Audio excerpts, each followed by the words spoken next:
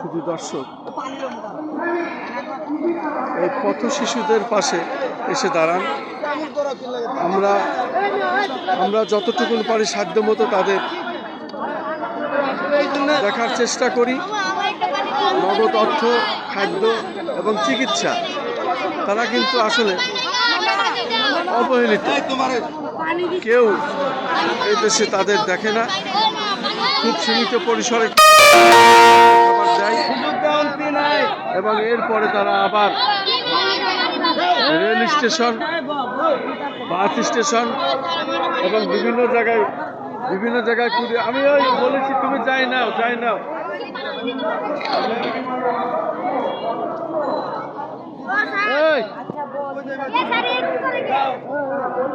ওই একটা পানি চাচ্ছে গলা বেঁধে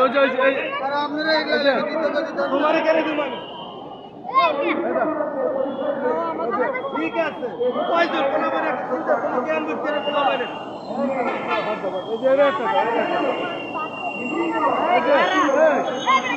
আরে উঠে আসেন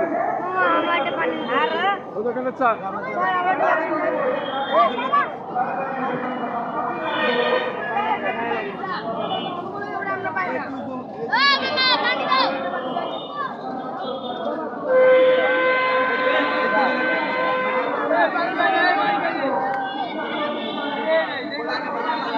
দর্শক, পথ শিশু এবং ভবঘুরে মানুষ এরা আসলে সব থেকে বঞ্চিত মানুষ। এরা সব কোনো সুবিধা এদের নাই। এরা রেল স্টেশন, বাস স্টেশন এবং বিভিন্ন ফুটপাতে এদের দেখা যায়, মাজারে দেখা যায়। এরা একটু বড় হলেও নেশাগ্রস্ত হয়ে যায়। আসলে এদের দেখার মূলত কেউ নেই। আমরা যতটুকু পারি সাধ্যমতো তাদের দেখাশুনো করি, কিন্তু এদেশের শিল্পপতি ব্যবসায়ীদের এগিয়ে আসা দরকার, তাদের পাশে দাঁড়ানো দরকার। কারণ এরা প্রতিবন্ধী, এরা এতিম এবং এদের নেই কোনো, অনেকেরই বাবা মা জানে না কে কোথায় কেমনে আছে।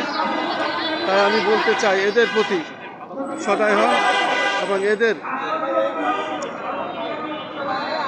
সমাজের বিত্তবানরা এদের প্রতি এগিয়ে আসুন।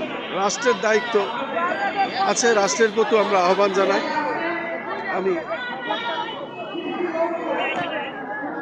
আমি খন্দকার মাসুদুজ্জামান, ধারাবাহিকভাবে দীর্ঘদিন ধরে আমরা এই কাজগুলো করে আসছি।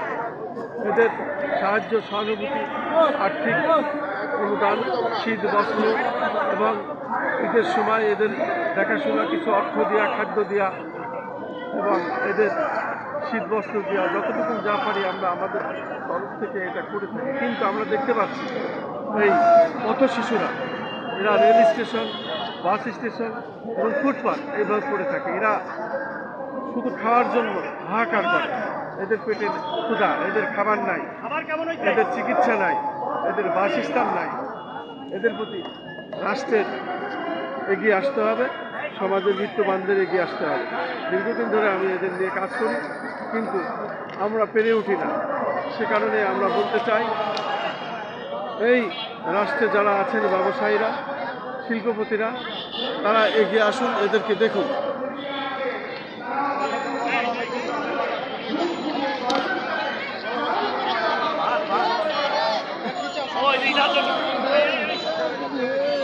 এদের মধ্যে বাক প্রতিবন্ধীও আছে, আবার এই দুজনে বানি একটা খাও, এরা প্রতিবন্ধী।